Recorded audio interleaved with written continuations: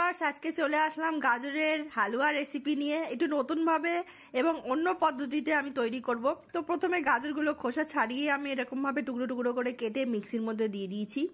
তো এই গাজরগুলো আমি মামার বাড়ি গিয়েছিলাম, তো আমার মেজো মামা এই গাজরগুলো দিয়েছিল, সেটারই আমি হালুয়া বানালাম। তো এদিকে দেখতে পাচ্ছ মিক্সিতে ভালো করে পেস্ট হয়ে গেছে, কত সুন্দর। তো যারা গ্রেটারের সাহায্যে গ্রেট করতে ইচ্ছা করে না, অনেক সময় অনেক বেশি গাজর থাকলে ইচ্ছা করে না, তখন এরকম ভাবে মিক্সিতে আপনারা করতে পারেন। শুধু জল দেবেন না, বেশি জল দিলে কিন্তু জিনিসটা ঠিক হবে না। তো এবারে কড়া গরম করে কড়াতে আমি ঘি দিয়ে দিলাম। ঘিটা ভালো করে কড়ার গায়ে আমি লাগিয়ে নিচ্ছি, যাতে গাজরটা দিলে গাজরটা ধরে না যায়। এবারে ওই পেস্ট করা গাজরটা আমি দিয়ে দিলাম, দিয়ে এবার নেড়ে চেড়ে নিচ্ছি। এদিকে আর কিছু উপকরণ আমি রেডি করে রাখলাম। দেখতে পাচ্ছ ড্রাই এখানে কিশমিশ রয়েছে, কালো কিশমিশ এবং লাল কিশমিশ রয়েছে, আর এখানে ড্রাই খেজুর রয়েছে, আর বাদাম রয়েছে। বাদামটাকে আমি টুকরো টুকরো করে রেখে দিয়েছি। এদিকে বাটিতে রয়েছে গুঁড়ো দুধ নিয়েছি কিছুটা, আর এখানে মধু রেখে দিয়েছি, আর এদিকে ঘি রেখে দিয়েছি, আর এদিকে কিছুটা দুধ গরম করে আমি রেখে দিয়েছি। তো এভাবে কিছুক্ষণ নাড়াচাড়া করলাম।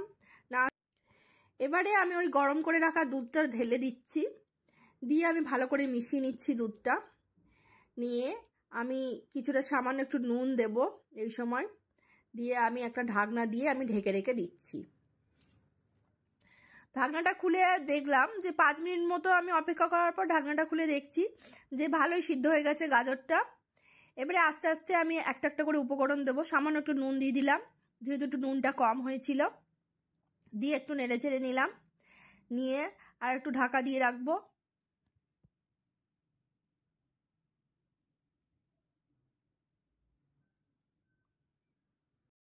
এরপরে আমি আস্তে আস্তে উপকরণগুলো দেব। তো ঢাকনাটা খুলে নিয়েছি, নিয়ে এবার গুঁড়ো দুধটা দিয়ে দিলাম, দিয়ে কিছুক্ষণ নেড়ে চেড়ে নিচ্ছি।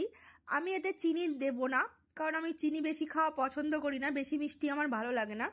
তো গুঁড়ো দুধ, মধু এগুলো দিলেই এর মধ্যে মিষ্টিটা চলে আসবে।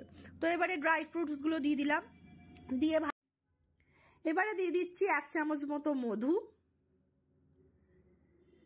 মধুটা দিয়ে আমি কিছুক্ষণ নেড়ে চেড়ে নেব, যাতে ভালো করে মধুর মিষ্টিটা গাজরের মধ্যে চলে যায়। এমনি তো গাজরের মধ্যে মিষ্টি থাকেই, এছাড়া এর মধ্যে যদি আরো চিনি বা গুড় অন্য কিছু দিই তো জিনিসটা খেতে অত ভালো লাগবে না, গা গুলাবে। তো তার থেকে আমার মনে হয় গুঁড়ো দুধ, মধু দিলে টেস্টটা খুব সুন্দর লাগে, খুব মিষ্টি হয় না। তো এইভাবে কিছুক্ষণ নেড়ে চেড়ে নিলাম। তো গাজরের হালুয়া মোটামুটি হয়ে এসেছে, আর একটু ঢাকা দিয়ে রাখলাম। ঢাকা দিয়ে রেখে আমি একটু নেড়ে চেড়ে নিচ্ছি। যখন গাজরটা এভাবে নাড়তে নাড়তে দেখবে যে উঠে আসছে কড়া থেকে বা শুকিয়ে আসছে, তখন কি দেবো, একটুখানি এলাচ থেতো করে আমি দিয়ে দিচ্ছি। এলাচের যে গন্ধটা সেটা খুব সুন্দর লাগে। তো এভাবে দিয়ে আমি নেড়ে চেড়ে নিচ্ছি। নেড়ে চেড়ে নিয়ে সব শেষে আমি যখন দেখবো যে গাজরটা এরকম গাঢ় গাঢ় হয়ে এসেছে, তখন আমি দিয়ে দেবো 1 চামচ মতন ঘি। তো এভাবে কিছুক্ষণ রেখে দিয়ে আমি দিয়ে দিলাম 1 চামচ ঘি। ঘিটা দিয়ে এবারে আমি ওভেনটাকে আর একটু আঁচটাকে জোরে দিলাম, দিয়ে আমি ভালো করে এটাকে ঘিটা মিশিয়ে নিচ্ছি। নিয়ে আমি একটু কিছুক্ষণ জোরে জাল দিয়ে এটা ভালো করে নেড়ে চেড়ে নেব। তো দেখতে পাচ্ছ গাজরের হালুয়া মোটামুটি রেডি হয়ে এসেছে। তো এর গাটার রংটা যখন চেঞ্জ হয়ে যাবে তখনই আমি এটাকে নামিয়ে নেব।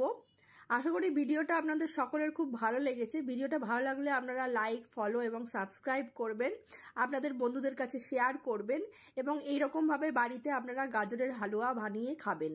তো আপনারা ভালো থাকবেন, সুস্থ থাকবেন। আশা করি ভিডিওটা আপনাদের সকলেরই খুব কাজে লাগবে। তো আমি রুটি দিয়ে এরকম গরম গরম গাজরের হালুয়া আমি খেয়ে নিলাম।